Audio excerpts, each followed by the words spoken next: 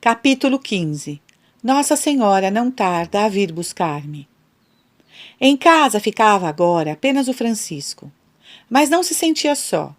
Mantinha-se constantemente na presença de Deus, cheio de sentimentos de paz e tranquilidade.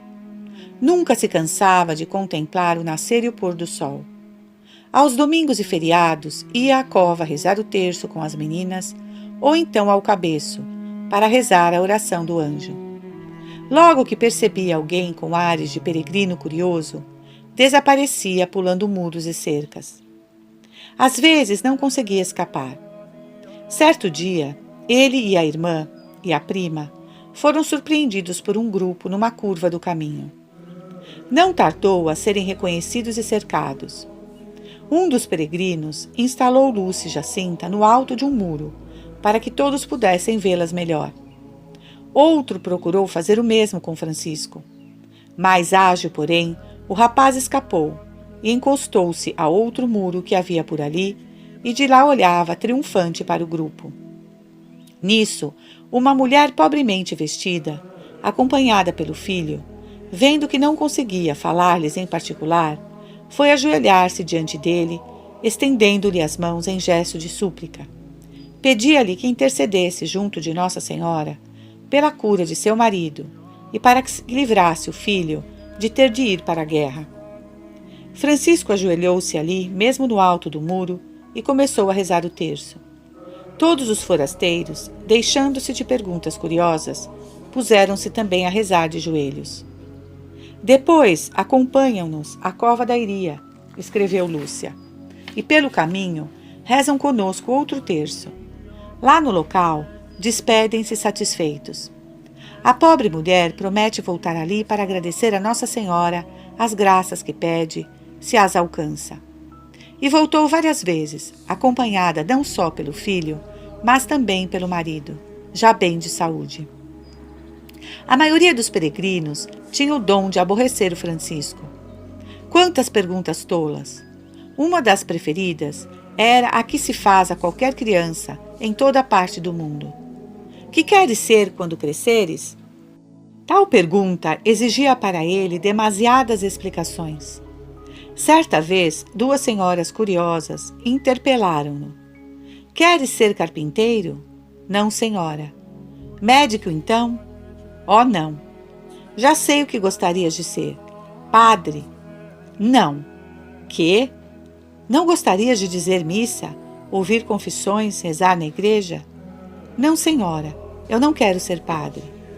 Então, o que queres ser? Não quero ser nada. Não queres mesmo ser nada? Não. Quero morrer e ir para o céu.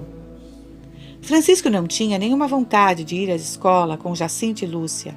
Para quê, se iria logo para o céu? Gostava, porém, de acompanhá-las até a igreja de Santo Antônio, em Fátima.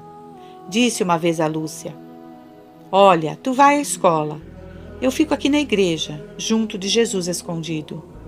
Não me vale a pena aprender a ler. Daqui a pouco vou para o céu. Quando voltares, vem para cá chamar-me. A igreja estava em obras e o Santíssimo Sacramento tinha sido transferido do altar-mor para um altarzinho à esquerda logo à entrada. E aí o encontrava quando voltava, acrescentou Lúcia. Costumava passar horas inteiras ajoelhado, de olhos fixos no tabernáculo, onde o Senhor esperava que alguém o fosse visitar. Foi assim, sem nenhum orientador, que aprendeu a fazer uma oração contemplativa. Foi o próprio Mestre que lhe ensinou o que Santa Teresa explica no seu Caminho de Perfeição, que esta oração sublime requer muito amor, gosto pela solidão, desapego, esquecimento de si e mortificação. Não exibia sua piedade, antes a ocultava, até da própria Jacinta e de Lúcia.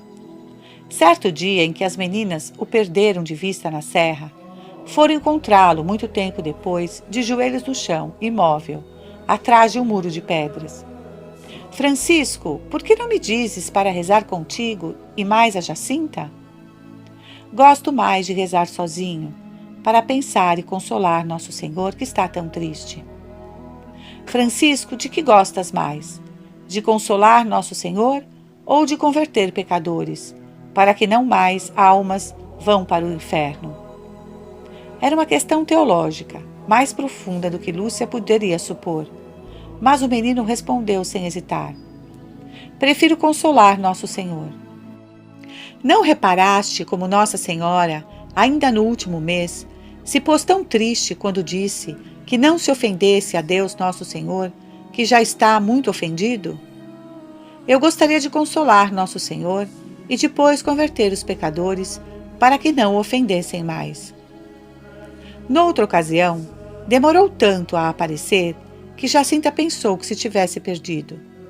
Francisco, Francisco! Ninguém respondia. Descobriram-no finalmente prostrado e imóvel, por trás de um monte de rochas. Mas não respondeu. Mal se mexeu quando as meninas o sacudiram. Levantou-se por fim, mas parecia não saber onde estava. Explicou que ficara rezando a oração do anjo e que depois tinha continuado por ali pensando. E não ouviste Jacinta chamar por ti? Eu? Não ouvi nada. A oração de Francisco não era uma forma de autocomplacência como a dos pseudomísticos. Não havia nela o que São João da Cruz chama gula espiritual. Antes florescia em boas obras em benefício dos outros. Gostava de reunir as ovelhas e cabras de uma velhinha que se sentia sem forças para fazê-lo. Certa vez ofereceu 2 vinténs a um menino para que soltasse um passarinho, e quando este concordou, correu imediatamente ao Justrel em busca do dinheiro. Obtinha curas notáveis e muitas conversões. Não resistia nunca a um pedido sincero. Não se poupava quando podia livrar alguém do sofrimento ou do pecado. Um dia, a caminho da escola, Lúcia encontrou-se com a sua irmã Teresa, que se casara recentemente e morava na Lomba. Vinha fazer um pedido de orações. O filho de uma senhora dessa localidade havia sido preso e falsamente acusado de um crime grave, que podia levá-lo ao desterro ou à prisão por muitos anos. Depois que Teresa se despediu e foi à casa da mãe, Lúcia contou aos outros 2 o que ouvira. Francisco ficou visivelmente comovido. Ao chegarem a Fátima, disse-lhe: olha, enquanto ides à escola, eu fico com Jesus escondido, e cá lhe peço isso. Quando saíram da escola, as 2 pequenas encontraram-no ajoelhado diante do Santíssimo. Pediste aquela graça a Nosso Senhor? Perguntou-lhe Lúcia. Pedi.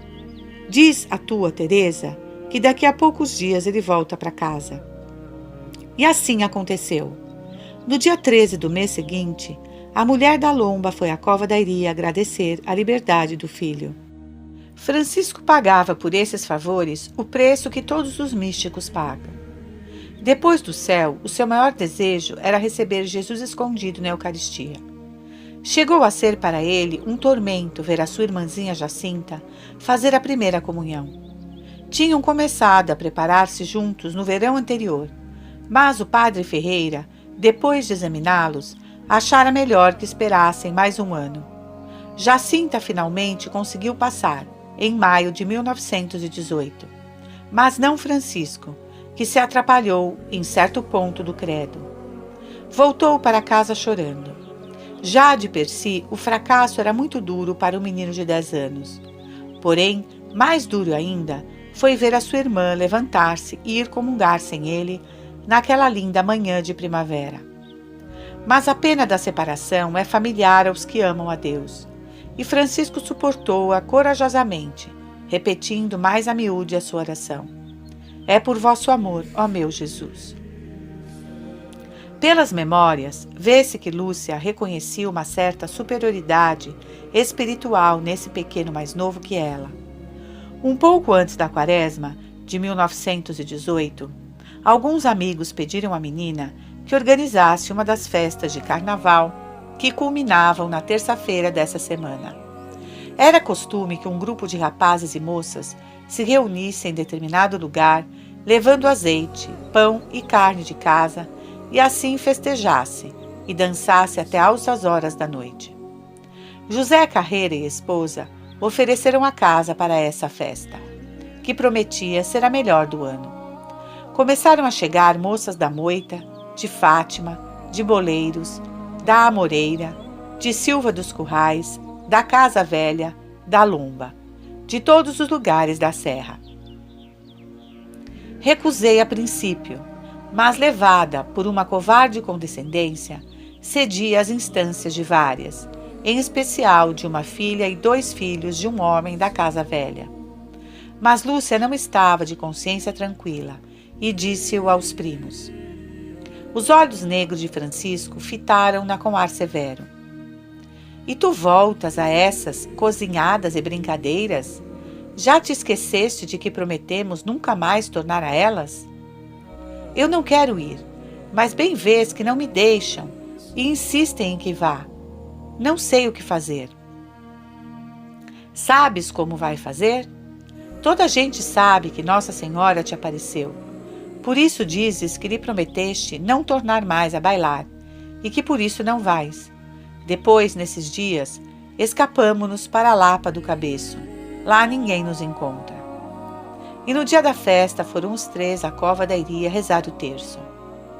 Um domingo, Teresa, a esposa do padrinho de Lúcia, um dos poucos em Aljustrel que não tinham necessidade de trabalhar para viver, viu passarem as crianças e chamou-as. Venham cá, meus intrujõezinhos, venham cá. Há já tanto tempo que cá não vêm. Serviu-lhes uns doces, e como nesse interim começaram a juntar-se outras crianças, pediu-lhes que dançassem e cantassem. Que havia de ser? Escolheu Lúcia. Os parabéns desenganados. Um desafio de letra um tanto pagã que começava assim. Tu és o sol desta esfera, não lhe negues os teus raios. Sorrisos de primavera, não convertas em desmaios. Parabéns à rapariga, com fragrância ao novo sol, porque risonha adivinha os mimos de outro arrebol. Quando terminaram, toda a família riu com gosto e pediu-lhes que repetisse.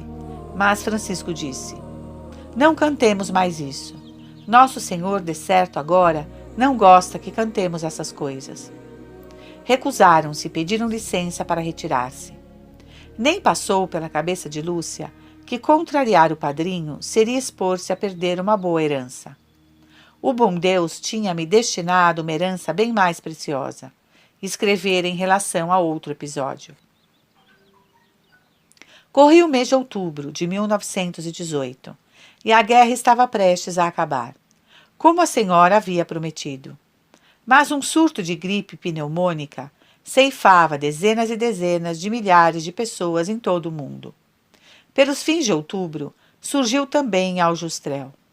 Em casa de Lúcia, todos, menos ela, caíram doentes. E na casa do tio Marto, só ele ficou de pé para cuidar de toda a família. Francisco foi o primeiro a ir para a cama. O seu caso era grave e evoluiu para a broncopneumonia. O pai e a mãe ficaram com o coração despedaçado quando viram o pequeno receber com alegria essa doença, como prenúncio da viagem que Nossa Senhora lhe prometera. Ficou num estado tal de fraqueza que mal podia mover-se, mas nunca se queixava. Se eu lhe dava uma pinguita de leite, lembra-se Olímpia, tomava o leite.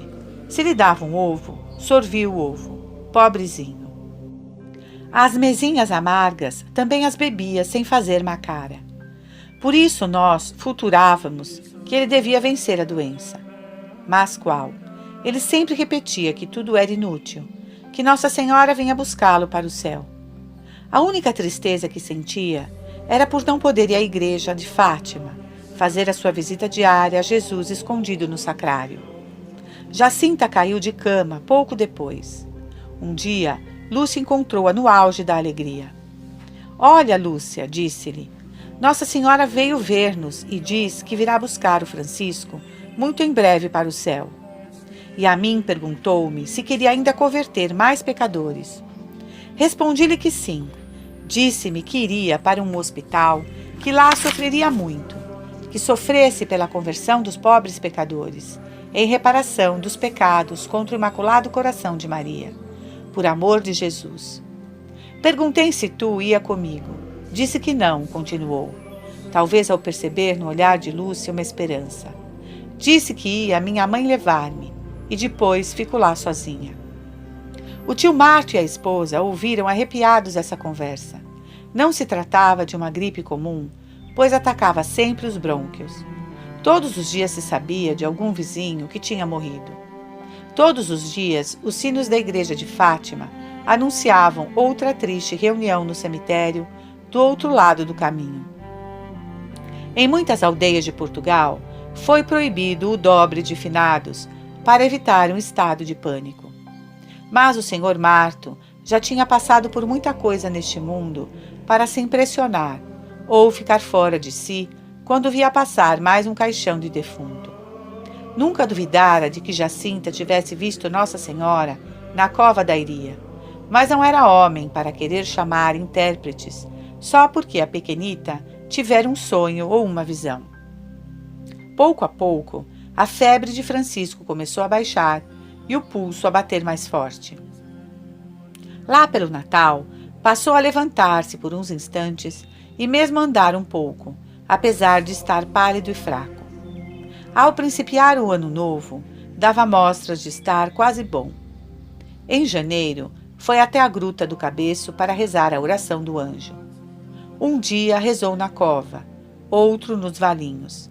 Apesar da dor de cabeça, foi uma vez até Fátima e ficou um bom tempo de joelhos diante do altar, consolando Jesus pela indiferença do mundo. Respondia pacientemente às perguntas sem fim dos peregrinos, o que nem sempre era fácil. Certa tarde, ao voltar dos valinhos, encontrou a casa cheia de gente carregada de terços, crucifixos, medalhas e outros objetos. Em torno de uma mesa, uma mulher fingia benzê-los, e mal o viu, convidou-o a ajudá-la. Eu não posso benzer, disse em tom severo. São só os senhores padres. Os visitantes saíram a toda pressa, mas lançando insultos à pobre benzedeira. No fim de janeiro, voltou a cair doente com febre alta. O tio Marto, como sempre, tratou de mostrar boa cara. Não é nada, Francisco, vais ficar bom novamente, como da outra vez. Ainda hás de ser um homem forte, vais ver. Não, replicou o pequeno. Nossa Senhora não tarda a vir buscar-me. A madrinha Teresa era uma das que tentavam inculcar-lhe ânimo e esperança. Fez a promessa de dar aos pobres o peso do menino em trigo, se sarasse depressa. Nossa Senhora não se recusaria a atender esse pedido e aceitar a promessa. Não vale a pena, disse o menino calmamente. Nossa Senhora não lhe fará essa graça. Uns dias depois, piorou e voltou a ir para a cama. Era a cama de ferro que ainda hoje se conserva, com a sua colcha de retalhos, a cabeceira de metal colorido e as duas bolas de cobre. Um pouco acima, à direita, uma janelinha de onde via uma nesga do céu. Com a cabeça a arder de febre, Francisco estava convencido de que nunca mais se levantaria. Desde então, começou a ficar cada vez pior. Jacinta estava deitada em outro quarto. Ficava à escuta para ver quando os pais saíam de casa. Saltava então da cama, entrava furtivamente no quarto do irmão, sentava-se ao seu lado e punha-se a conversar com ele, até que um dia foi descoberta e proibida de tornar a fazê-lo. Ao cair da tarde, de regresso da escola, Lúcia passava por lá antes de ir para casa. A tia Olímpia sorria contente. Sabia o prazer que isso causava aos seus doentes. Lúcia perguntava: Então, Jacinta, fizeste muitos sacrifícios hoje? Sim, muitos, respondia a menina. Minha mãe foi-se embora, e eu quis ir muitas vezes visitar o Francisco e não fui. Outras vezes dizia-lhe: Olha, diz a Jesus escondido que eu gosto muito dele e que o amo muito. Ou então, diz a Jesus que lhe mando muitas saudades. Lúcia ia depois ao quarto do menino. Estava vermelho, com os olhos muito abertos e brilhantes. Sofres muito, Francisco? Bastante, mas não importa. Sofro para consolar Nosso Senhor e depois, daqui a pouco, vou para o céu. Quando fores, não te esqueças de pedir a Nossa Senhora que me leve para lá também depressa. Isso não peço. Tu bem sabes que ela não te quer lá ainda. Certa tarde, Lúcia foi vê-lo com um grupo de colegas. Quando se retiraram, Francisco olhou seriamente para a prima e disse-lhe: Não deves andar com elas, que podes aprender a fazer pecados. Quando saíres da escola, vai um bocado para o pé de Jesus escondido e depois vem sozinha. A febre subia. Estava cada vez mais fraco. Um dia em que Lúcia estava sozinha com ele, tomou um pedaço de corda e entregou-lhe. Toma, leva antes que minha mãe a veja. Agora já não sou capaz de a ter à cintura. Era a mesma que haviam encontrado na estrada e transformado em cilício. No princípio de abril, estava tão fraco que dificilmente movia os lábios para rezar. Queixou-se por já não poder rezar o terço. Já não tenho forças, mãe, disse. Quando rezo as Ave-Marias, tudo se mistura na minha cabeça. Se não podes, reza só com o coração. Nossa Senhora vai ouvir-te e ficar contente do mesmo modo. Sorriu satisfeito. Chegou a primavera. Às vezes, ouvia-se ao longe o canto de um rouxinol que penetrava pela pequena janela, trazido pelo ar suave da serra. Francisco pediu para ver Lúcia. Ela veio correndo. Olha, Lúcia, estou muito mal. Já me falta pouco para ir para o céu. Lúcia procurou ficar impassível. Então vê lá. Não te esqueças de lá pedir muito pelos pecadores, pelo Santo Padre, por mim e pela Jacinta. Sim, eu peço. Mas olha, essas coisas pede-as a Jacinta, que eu tenho medo de me esquecer quando vir Nosso Senhor, e depois, antes quero consolá-lo. Durante a noite do dia 2 de abril, piorou tanto que os pais lhe prometeram mandar chamar bem cedo o pároco para confessá-lo e dar-lhe o viático. De madrugada, Francisco murmurou à sua irmã Teresa que queria ver Lúcia imediatamente. A moça saiu a toda a pressa, acordou a prima e disse-lhe: Vem depressa, o Francisco está muito mal e diz que te quer dizer uma coisa. Lúcia vestiu-se num piscar de olhos, correu para junto da cama do pequeno e pediu à mãe deste, ao irmão João e a mais 2 das irmãs que saíssem do quarto. Podia tratar-se de um segredo que o Francisco lhe quisesse confiar. Quando todos saíram, o menino disse: É que me vou confessar para comungar e morrer depois. Queria que me dissesses se me viste fazer algum pecado e que fosses perguntar a Jacinta se me viu ela fazer algum. Lúcia pensou. Desobedeceste algumas vezes a tua mãe, quando ela te dizia que te deixasses estar em casa, e tu te escapavas para o pé de mim e para te ires esconder. É verdade, tenho esse. Agora vai perguntar a Jacinta se ela se lembra de mais algum. Jacinta também pensou. Olha, diz-lhe que, ainda antes de Nossa Senhora nos aparecer, roubou um tostão ao pai para comprar o realejo ao José Marto da Casa Velha, e que quando os rapazes de Aljustrel atiraram pedras aos de Boleiros, ele também atirou algumas. Lúcia correu a levar o recado de Jacinta. Esses já os confessei, murmurou, mas torno a confessá-los. Se calhar, é por causa destes pecados que eu fiz que Nosso Senhor está tão triste. Mas eu, ainda que não morresse, nunca mais os tornaria a fazer.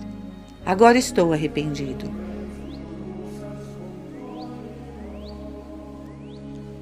E, unindo as mãos, disse: Ó meu Jesus, perdoai-nos, livrai-nos do fogo do inferno. Levai as almas todas para o céu, principalmente as que mais precisarem. Virando-se para Lúcia, acrescentou: Olha, pede tu também a Nosso Senhor que me perdoe os meus pecados. Peço sim, está descansado. Se Nosso Senhor tu não tivesse já perdoado, Nossa Senhora não teria dito a Jacinta, ainda outro dia, que te vinha buscar muito em breve para o céu. Agora eu vou à missa e lá peço a Jesus escondido por ti. Olha, pede-lhe para o senhor prior me dar a Sagrada Comunhão. Pois sim. Quando Lúcia voltou da missa, Jacinta tinha se levantado e estava à beira da cama do irmão. Mal viu Lúcia. Francisco perguntou-lhe: pediste a Jesus escondido para o senhor prior me dar a sagrada comunhão? Pedi. Depois no céu peço eu por ti. Pedes? Ainda o outro dia dissestes que não pedias? Isso era para te levar para lá em breve. Mas se tu queres, eu peço, e depois Nossa Senhora faz como quiser. Pois quero, tu pede. É o que Lúcia recorda da conversa.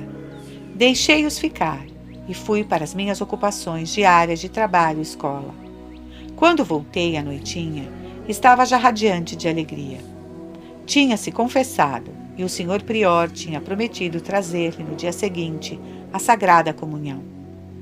O dia 3 de abril amanheceu luminoso. Francisco repousava tranquilo à espera do padre. Daí a pouco abriu os olhos. Ouviu o tilintar do sininho que o acólito tocava para avisar o povo de que o pároco levava o Santíssimo. Tentou sentar-se, mas estava fraco demais. A madrinha Teresa disse-lhe que podia muito bem receber a comunhão deitado. Era a mesma coisa. Entretanto, Olímpia acendeu as velas e colocou-as numa mesinha junto da cama. O padre entrou no quarto e, levantando a sagrada hóstia diante do enfermo, disse 3 vezes: Domini, non sum dignus. Francisco sentia-se quase no céu. Quando Jacinta entrou mais tarde, tinha licença naquele dia, o pequeno confiou-lhe: Hoje sou mais feliz que tu, porque tenho dentro do meu peito Jesus escondido. Eu vou para o céu, mas lá vou pedir muito a Nosso Senhor e a Nossa Senhora que vos levem também para lá depressa. Jacinta passou quase o dia todo com o irmão, acompanhada por Lúcia. A pedido de Francisco, rezaram o terço por ele. Noutros momentos, permaneciam sentadas à beira do leito a olhá-lo. O menino disse a Lúcia: De certo, no céu, vou ter muitas saudades tuas. Quem dera que Nossa Senhora te levasse também para lá em breve. Não terás não, imagine-se, aos pés de Nosso Senhor e de Nossa Senhora, que são tão bons. Pois é, se calhar, nem me lembro. Sorriu. Parecia já tão fora deste mundo que Lúcia pensou que não o veria mais. Francisco, adeus, disse-lhe baixinho. Se fores para o céu esta noite, não te esqueças lá de mim. Ouviste? Não te esqueço, não. Fica descansada. Tomou a mão direita da prima com energia inesperada e apertou-a com força durante uns segundos. Fitou-a bem nos olhos e o olhar de ambos velou-se de lágrimas. Queres mais alguma coisa?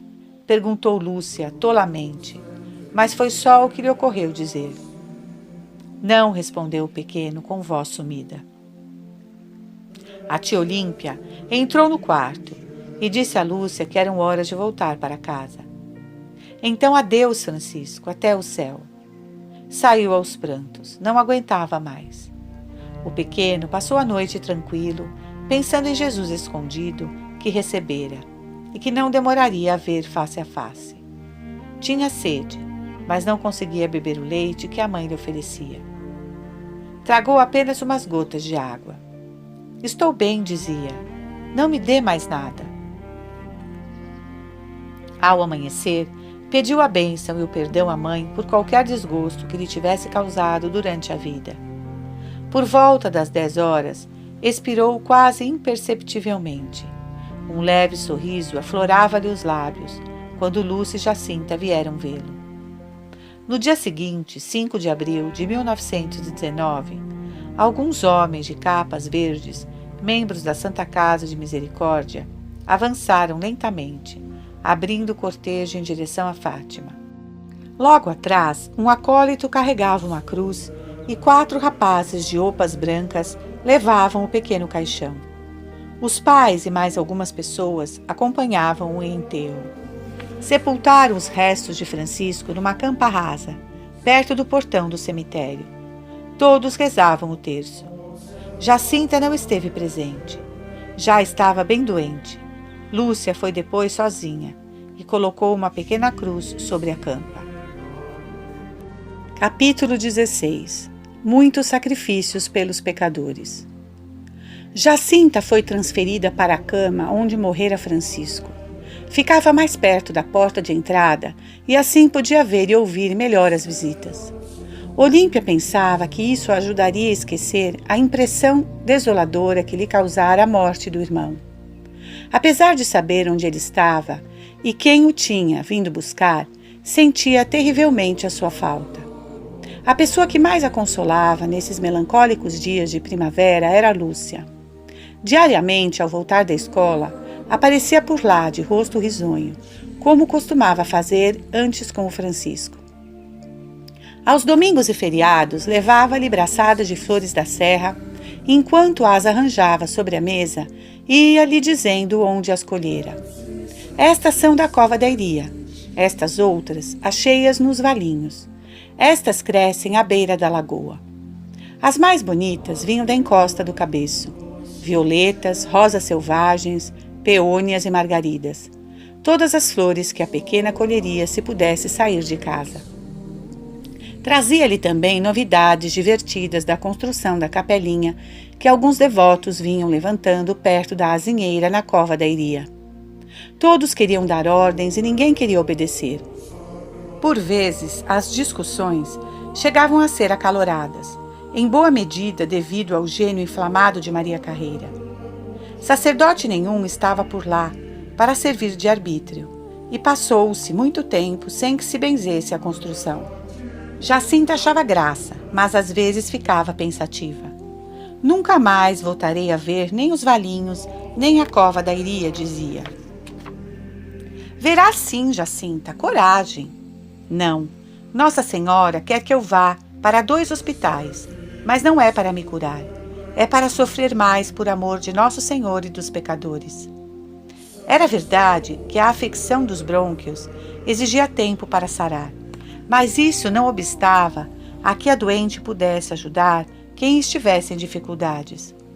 Uma das tias de Lúcia, Vitória, tinha um filho inteligente, mas aventureiro, que desaparecera de casa havia várias semanas.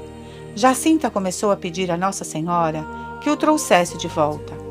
Uns dias depois, o rapaz regressou, contando uma história estranha, que parecia atribuir a Jacinta o dom da bilocação. Gastara todo o dinheiro que levara, pusera-se a roubar e acabara por ser preso e encerrado na cadeia de Torres Novas. Conseguira fugir certa noite. Refugiara-se nas montanhas e escondera-se num pinheiral. Sobreviera uma horrível tempestade. Amedrontado, caíra de joelhos.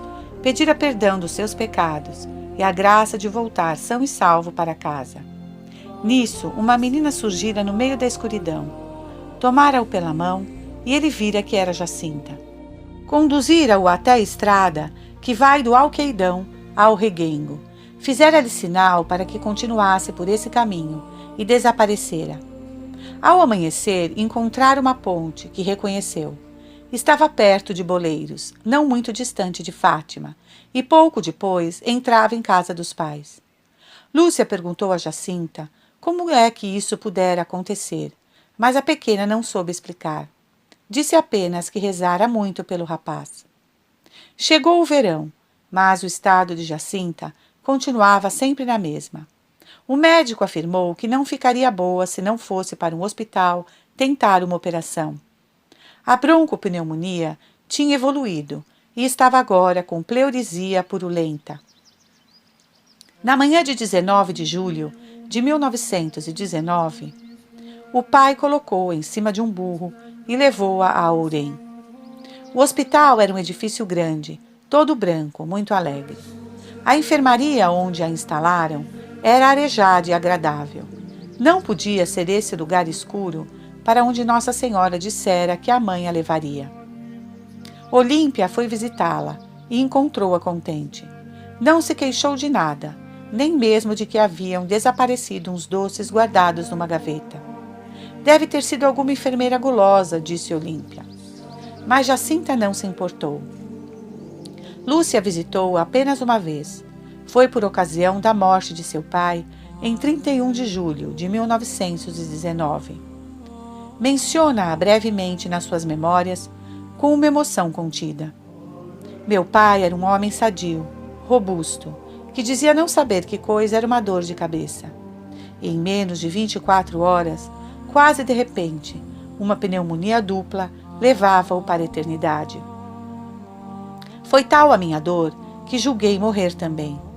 Ele era o único que continuava a mostrar-se meu amigo e que nas discussões que contra mim se levantavam em família, era o único que me defendia. Maria Rosa ficou muito afetada e sua saúde piorou. Sentia-se muito fraca, faltava-lhe o ar. O médico atribuía-o à antiga doença do coração. Depois de uma dessas crises, Maria dos Anjos disse à irmã: a mãe morre amargurada com os desgostos que tu lhe tens dado. Lúcia, se é certo que viste Nossa Senhora, vai agora à cova da Iria, pede-lhe que cure a nossa mãe. Promete-lhe o que quiseres, que o faremos, e então acreditaremos. A menina levantou-se sem dizer palavra. Foi ao quarto, vestiu um vestido de lã, porque chovia e fazia muito frio, e dirigiu-se à cova da Iria, onde ficou prostrada na lama diante da azinheira. Quando voltou, umas horas depois, trazia um punhado de terra vermelha com umas florinhas e deu-o à Glória, pedindo-lhe que fizesse com isso um chá. Prometera a Nossa Senhora que, se a mãe ficasse boa, ela e as irmãs iriam de joelhos pela estrada até ao lugar das aparições durante 9 dias. Dariam também comida a 9 crianças pobres.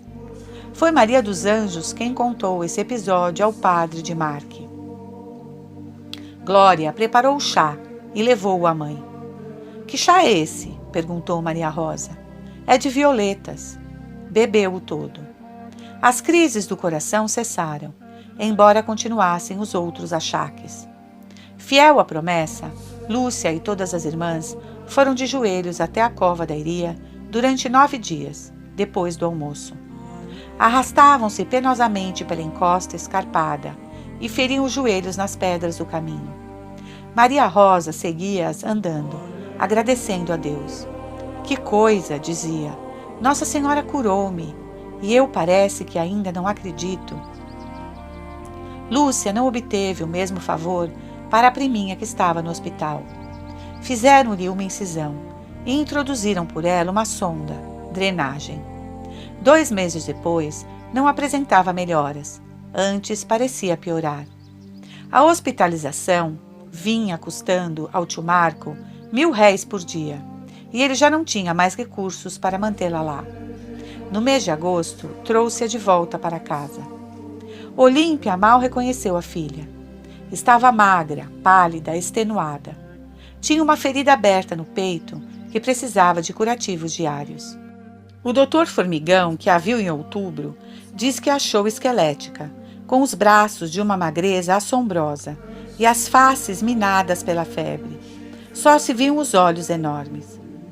O bom teólogo foi uma das cerca de 600 pessoas que foram a Fátima no dia 13 de outubro deste ano para celebrar o 2º aniversário do milagre. Foi o dia em que os peregrinos ouviram sobressaltados 21 explosões sucessivas por trás da azinheira. Não se tratava, porém, de um ataque do inimigo, como muitos recearam. Era simplesmente um operário de Porto de Mós que fizera uma salva de 21 bombas em honra de Nossa Senhora para agradecer uma graça que alcançara inesperadamente. Não havia dúvida de que a devoção a Nossa Senhora de Fátima lançara raízes no coração daqueles humildes camponeses.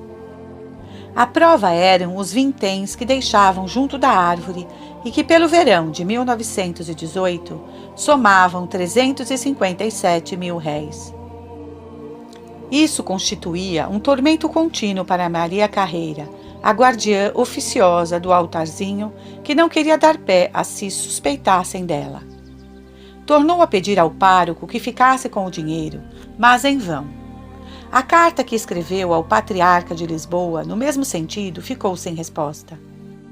A certa altura, o administrador de Ourém intimou o marido de Maria a ir a Ourém prestar contas às autoridades. Por sua vez, Maria Rosa, depois da morte do senhor Antônio, mandou aos filhos que, como proprietário dos terrenos da Cova da Iria, solicitassem a entrega dos fundos a uma comissão. Felizmente, conseguiu-se que o vigário de Olival servisse de árbitro. O padre Faustino Ferreira compôs as coisas em termos amistosos até que se pudesse encaminhar o dinheiro a alguma autoridade diocesana. Desde então, Maria Rosa e Maria Carreira tornaram-se amigas íntimas. Outro resultado, não menos feliz, foi que Lúcia encontrou, por fim, no vigário do Olival, um amigo sincero e um prudente diretor espiritual. Esse sacerdote, e como ele, muitos outros homens ponderados e de fé sólida, achavam que a devoção na Cova da Iria já tinha alcançado graças para o país e para o mundo. A guerra terminara. Em julho de 1918, tinham-se reatado as relações diplomáticas entre Lisboa e a Santa Sé. Em dezembro de 1919, o Santo Padre Bento XV dirigiu um apelo aos católicos portugueses, incitando-os a submeter-se à autoridade da República como autoridade legalmente constituída e a aceitar, sem inconveniente, os cargos públicos que lhes fossem oferecidos. A beatificação de Num Alves, o herói de Aljubarrota, contribuiu muito para o fortalecimento de um clima de cordialidade. Não obstante, o governo continuava a perseguir a Igreja de diversas maneiras. Serviu-se de todos os meios ao seu alcance para impedir que se desenvolvesse a devoção à Virgem de Fátima. Talvez tenha sido por esta razão que o cardeal Mendes Belo, patriarca de Lisboa, ameaçou com a excomunhão qualquer padre que falasse em favor das aparições. Homem habilidoso e de temperamento forte, inclinado a impor por via autoritária suas opiniões, achou que seria inoportuno comprometer as relações entre a Igreja e o Estado, que iam melhorando, com a difusão de uma devoção nova e não comprovada. Nessa conjuntura, o Dr. Formigão revelou-se homem de grande coragem ao assumir a defesa de Jacinta. Infelizmente, a única coisa que pôde fazer foi sugerir que a levassem a um bom sanatório. Mas nem o tio Marto, nem ele possuíam os meios necessários para tanto. Regressou a Santarém desolado e apreensivo. Durante os dias temperados do outono, Jacinta pareceu melhorar. Levantava-se, saía um pouco de casa e, finalmente, aos domingos, ia assistir à missa em Fátima. Foi também 2 ou 3 vezes à Cova da Iria. Quando os pais souberam disso, proibiram-na de tornar a fazê-lo, mas já não era necessário. Com as primeiras rajadas de frio, voltou a febre e teve de voltar para a cama. Isso não a aborreceu muito, a não ser quando percebeu que não conseguia levantar-se para rezar o terço, nem ajoelhar-se e orar tocando o chão com a cabeça, como fizera o anjo. Sentia-se cada vez mais fraca. Quando estou só, desço da cama para rezar as orações do anjo, confiou a Lúcia. Mas agora já não sou capaz de chegar com a cabeça ao chão, porque caio. Rezo só de joelhos. Quando o padre Faustino Ferreira soube disso por Lúcia, mandou a dizer à enferma que fizesse todas as suas orações deitada. E Nosso Senhor ficará contente? Indagou ansiosa. Fica. Nosso Senhor quer que a gente faça o que o senhor vigário nos manda. Então está bem. Nunca mais torno a levantar-me. Mesmo na cama, continuou a oferecer sacrifícios por esses pecadores inveterados que nunca vira. Se sentia sede, não bebia. Recusou um cacho de uvas tão apetitosas que lhe enchiam a boca d'água. Ficava muito tempo acordada, desejando ter uma oportunidade de levantar-se e rezar, e oferecendo esse desejo como penitência. Preferia contrariar a sua vontade a desobedecer à mãe. Esse conflito tirava-lhe o sono. Contou unicamente a Lúcia a terrível dor que sentia no peito, oferecia em honra do coração imaculado de Maria. Diz a toda a gente que Deus nos concede as graças por meio do coração imaculado de Maria. Dizia: se eu pudesse meter no coração de toda a gente o lume que tenho cá dentro do peito, a queimar-me, a fazer-me gostar tanto do coração de Jesus e do coração de Maria, Não sei como é. Sinto Nosso Senhor dentro em mim. Compreendo o que me diz, e não o vejo nem ouço, mas é tão bom estar com Ele. Olha, sabes, Nosso Senhor está triste. Nossa Senhora disse-nos para não ofenderem mais, que já estava muito ofendido, e ninguém fez caso. Continuam a fazer os mesmos pecados. Quando Lúcia voltava da missa, Jacinta perguntava-lhe: comungaste?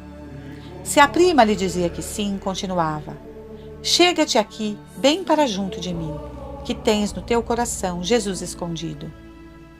3 vezes durante esse ano, viu a sua mãezinha do céu de pé, junto da sua cama, encorajando-a. A última dessas visões foi em fins de dezembro de 1919. Disse-me que vou para Lisboa, para outro hospital, que depois de sofrer muito, morro sozinha, mas que não tenha medo, que vai lá ela buscar-me para o céu. Um pouco mais adiante, quando apareceram algumas complicações, começou a chorar. A mãozinha esquálida agarrava o braço da prima. Nunca mais te torno a ver. Tu não vais lá visitar-me. Olha, reza muito por mim, que morro sozinha. Lúcia trouxe-lhe um dia a estampa de Nossa Senhora das Dores. Olhou-a pensativa e exclamou angustiada: ó, minha mãezinha do céu, então eu hei de morrer sozinha? Essa queixa cortava o coração e trazia à lembrança as palavras do Senhor no horto: Pai, se é possível. Lúcia abraçava, chorando, e procurava consolá-la. Que te importa morrer sozinha, se Nossa Senhora te vai buscar? É verdade, não me importa nada, mas não sei como é. Às vezes não me lembro de que ela me vai buscar. Era Lúcia quem contava à tia as particularidades da vida interior da filha. Pergunta a Jacinta o que está a pensar, sussurrava a tia Olímpia junto à porta. Quando está tanto tempo com as mãos na cara, sem se mover, já lhe o tenho perguntado, mas sorri e não responde. Quando Lúcia a interpelou sobre isso, Jacinta respondeu: penso em Nosso Senhor, Nossa Senhora, nos pecadores, e nomeou algumas coisas do segredo. Gosto muito de pensar. Olímpia gostaria bem de saber o que era esse segredo. A vida dessas crianças é um enigma, queixava-se a Maria Rosa. A mãe de Lúcia concordava com o sobressenho carregado e acrescentava: quando estão sós, falam pelos cotovelos, sem que a gente seja capaz de lhes apanhar uma palavra, por mais que escute. E logo que chega alguém, baixam a cabeça e não dizem uma palavra. Não posso entender este mistério. Ninguém a não ser Lúcia levou a sério o que Jacinta disse sobre o hospital. Camponeses como eram, os Marto não dispunham de recursos para internar a filha num hospital, e Lisboa estava a 145 quilômetros. Parecia-lhes um sonho irrealizável. Mas um belo dia de janeiro de 1920, viram parar um automóvel em frente da casa e descer dele o Dr. Formigão, em companhia de um senhor e de uma senhora que tinham interessado pelo caso de Jacinta. Vinham de Lisboa, exclusivamente para vê-la. Eram o Dr. Eurico Lisboa, médico, e a esposa. Depois de um rápido exame, o Dr. Lisboa convenceu-se de que a pequena morreria logo se não fosse mandada para um hospital. Com as inúmeras relações que tinha na capital, não lhe seria difícil resolver a questão. E ele e mais alguns amigos, entre os quais o barão de Alvaiare, correriam com todas as despesas.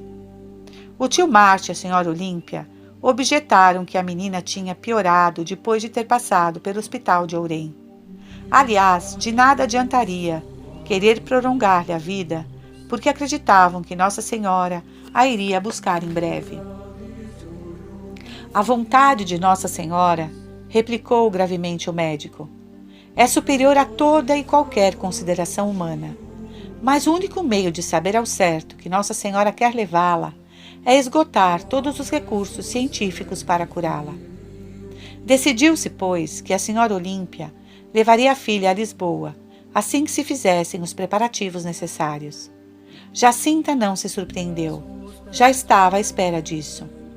Por alguma razão desconhecida, começou até a melhorar, à medida que se aproximava o dia da partida. Numa ensolarada tarde de janeiro, a mãe e mais uma vizinha fizeram-na subir as costas de uma burrica e levaram-na até a cova da Iria para despedir-se do lugar. Na lagoa, Jacinta pediu que a apeassem, e todas rezaram o terço. Cortou algumas flores selvagens que havia por ali e foi colocá-las na capelinha como uma oferta a Nossa Senhora. Ajoelhou-se junto da azinheira para uma última oração. Quando a ajudaram a levantar-se, olhou para o céu e para a charneca e disse: Mãe, quando Nossa Senhora se retirava, passava por sobre aquelas árvores e depois entrava tão depressa no céu que eu pensava que ficaria com os pés presos na porta. Despediu-se na manhã seguinte do pai e da sua melhor amiga. A despedida cortava o coração, escreveu Lúcia. Permaneceu muito tempo abraçada ao meu pescoço e dizia, chorando: Nunca mais nos tornamos a ver. Reza muito por mim, até que eu vá para o céu. Depois lá, eu peço muito por ti. Não digas nunca o segredo a ninguém, ainda que te matem. Ama muito a Jesus e o Imaculado Coração de Maria, e faz muitos sacrifícios pelos pecadores. Olímpio e o filho mais velho, Antônio, foram com Jacinta até o chão de maçãs e lá tomaram o trem para Lisboa.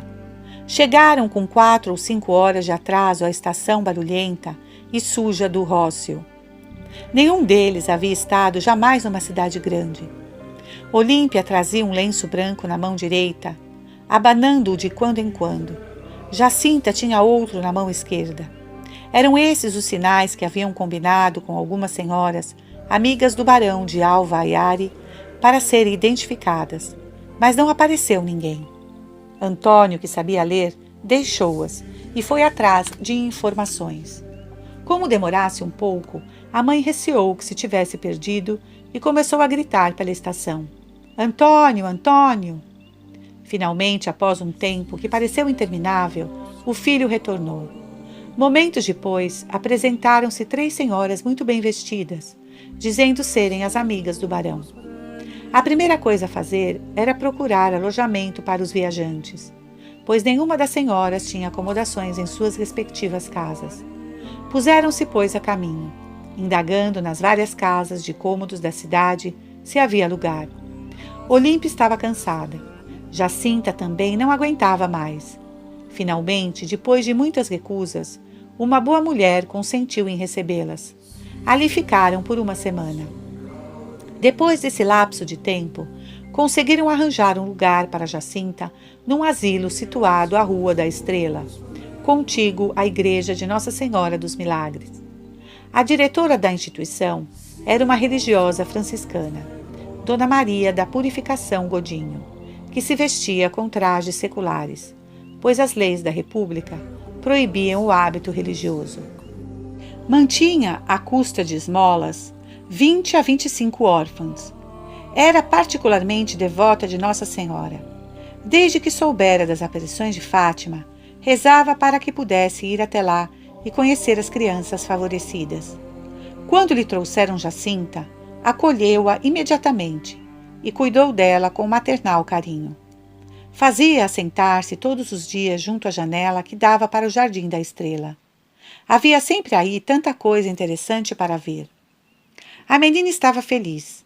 Agradava-lhe viver nesse ambiente e parecia-lhe um sonho celestial morar sobre o mesmo teto que Jesus escondido, poder visitá-lo todos os dias e recebê-lo na missa todas as manhãs. Não compreendia como as visitas podiam conversar e rir na capela e chegar a pedir à Madre Godinho que lhes recordasse o respeito que se devia à presença real. A Madre Godinho estava convencida de que tinha em casa uma santa. Fala com tanta autoridade, dizia. Notou que Jacinta não se relacionava muito com as outras meninas, a não ser para lhes dar um ou outro conselho sobre a importância da veracidade ou da obediência. Sentava-se ao seu lado, junto da janela, e ficavam conversando. Depois anotava o que ouvia de mais edificante. Sobre o pecado. Os pecados no mundo são muito grandes. Os homens perdem-se porque não pensam na morte de Nosso Senhor e não fazem penitência. Se os homens soubessem o que é a eternidade, fariam tudo para mudar de vida. Muitos matrimônios não são bons, não agradam a Nosso Senhor e não são de Deus. Sobre os sacerdotes. Peça muito pelos padres, peça muito pelos religiosos. Os padres só deviam ocupar-se das coisas da igreja. Os padres devem ser puros, muito puros. A desobediência dos padres e dos religiosos aos seus superiores e ao Santo Padre ofende muito Nosso Senhor. Sobre as virtudes cristãs. Minha madrinha, não ande no meio do luxo, fuja das riquezas. Seja muito amiga da santa pobreza e do silêncio. Não fale mal de ninguém e fuja de quem diz mal. Seja muito paciente, porque a paciência nos leva para o céu. A mortificação e os sacrifícios agradam muito a Nosso Senhor. A confissão é um sacramento de misericórdia, por isso é preciso aproximar-se do confessionário com confiança e alegria. Sem confissão não há salvação. A Mãe de Deus quer mais almas virgens, que se liguem a ela pelo voto da castidade. Eu gostaria de entrar no convento, mas prefiro ir para o céu. Para ser religiosa, é necessário ser muito pura na alma e no corpo. A Madre Godinho perguntava: sabes o que quer dizer ser pura? Sei sim, sei. Ser pura no corpo é guardar a castidade, e ser pura na alma é não cometer pecados, não olhar para o que não se deve olhar, não roubar, não mentir nunca, dizer sempre a verdade, ainda que nos custe. Quem te ensinou todas essas coisas? Perguntava-lhe a madre. Foi Nossa Senhora, mas algumas penso-as eu. Gosto tanto de pensar. A mãe visitou-a várias vezes antes de voltar para Aljustrel. A Madre Godinho sabia pô-la à vontade e, com curiosidade feminina, indagava de todos os membros da família. Interessava-se especialmente por Teresa, que contava 15 anos, e também por Florinda, que tinha 16. Gostaria que as suas filhas tivessem vocação religiosa? Perguntou-lhe. Deus me livre, exclamou Olímpia. Jacinta não ouviu essa conversa, mas mais tarde disse à madre: Nossa Senhora gostaria que minhas irmãs fossem religiosas. Minha mãe não quer e por isso Nossa Senhora vai levá-las logo para o céu. No dia 2 de fevereiro de 1920, dia da purificação de Nossa Senhora, a madre internou-a no hospital de Dona Estefânia. Era um ambiente desolador e escuro. A primeira decepção da pequena doente, depois de ter sido instalada na cama número 38 da ala das crianças, foi saber que lá não havia capela nem sacrário.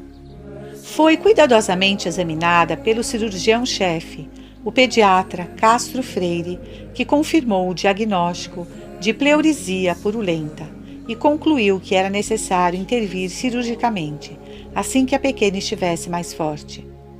Não vai adiantar nada, disse Jacinta.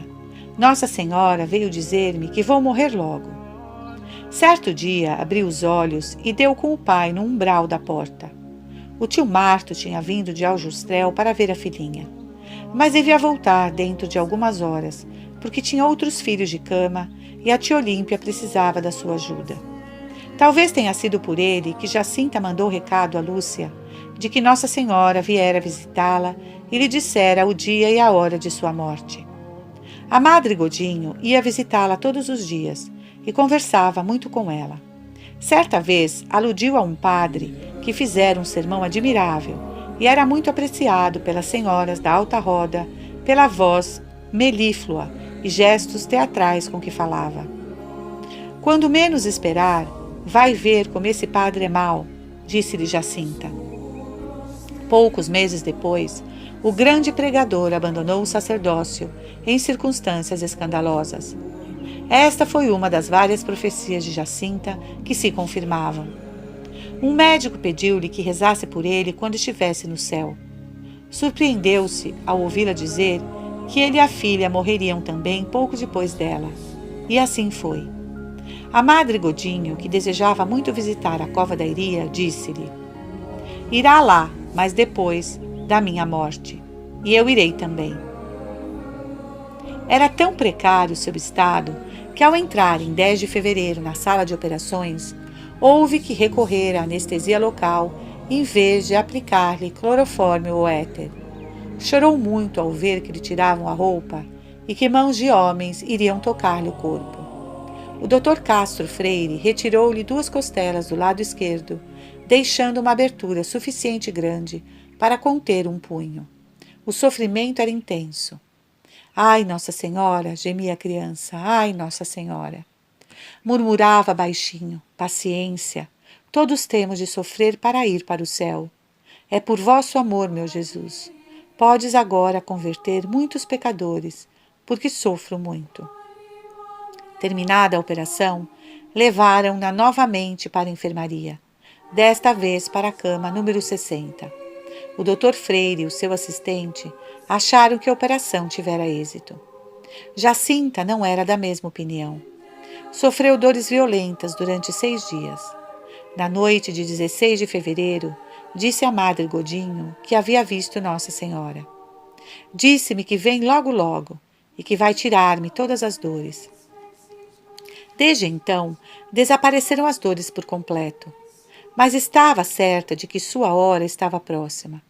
Mandou chamar com urgência o Dr. Lisboa para contar-lhe um segredo, talvez sobre ele mesmo, mas ele estava muito ocupado e pensou que haveria tempo mais tarde. Às 6 da tarde do dia 20, uma sexta-feira, chamou a enfermeira Aurora Gomes, a minha Aurorinha, e disse-lhe que ia morrer e que queria receber os últimos sacramentos. 2 horas depois, o padre Ferreira dos Reis, da Igreja dos Anjos, ouvia em confissão e prometeu-lhe trazer a comunhão na manhã seguinte. Mas, na manhã seguinte, já estava no céu. Às 10h30 da noite, a enfermeira deixou-a só por um instante, mas voltou a tempo de vê-la exalar o último suspiro. Tinha as faces rosadas e um sorriso celeste nos lábios. Talvez fosse simbólico o nome da enfermeira. A noite envolvia o hospital, mas na alma de Jacinta raiava para sempre uma esplêndida aurora. A Mãe de Deus debruçara-se sobre aquele pequeno leito e tomara nos seus braços os mesmos que tinham abraçado seu filho na infância e na morte, a alma branca da pequena vidente de Fátima. A notícia espalhou-se velozmente e não tardou que alguns católicos que acreditavam nas aparições juntassem o dinheiro para as despesas do enterro. Fixou-se o dia 22 de fevereiro para o sepultamento num dos cemitérios de Lisboa. A Marquesa de Rio Maior amortalhou o corpo com um vestido branco da primeira comunhão, a que a Marquesa de Lavradio acrescentou um manto azul. Assim vestida com as cores de Nossa Senhora, deitaram-na num caixão branco e levaram-na à Igreja dos Anjos, onde a colocaram sobre 2 bancos na sacristia. Ao dar licença para isso, o padre Ferreira dos Reis, pároco da igreja, não imaginava quanta gente em Lisboa acreditava nas aparições de Fátima e ouvira falar de Jacinta. Recebeu os primeiros visitantes com bondade e paciência, mas a afluência começou a ser tão grande que não tardou a deixá-lo inquieto. Pediu que não tocassem terços, crucifixos e medalhas no corpo. Alguns recusaram-se a obedecer e foram convidados a retirar-se. Ninguém esperava por isso, pois o padre tinha fama de ser caridoso e cortês. Houve muitos comentários e ressentimentos. Não se deve esquecer, porém, que a devoção a Nossa Senhora de Fátima ainda não tinha sido aprovada ou autorizada, e que a Igreja não permite honras públicas aos mortos enquanto não se tiver comprovado a sua santidade após cuidadosas investigações. O pároco também não queria contrariar o cardeal patriarca.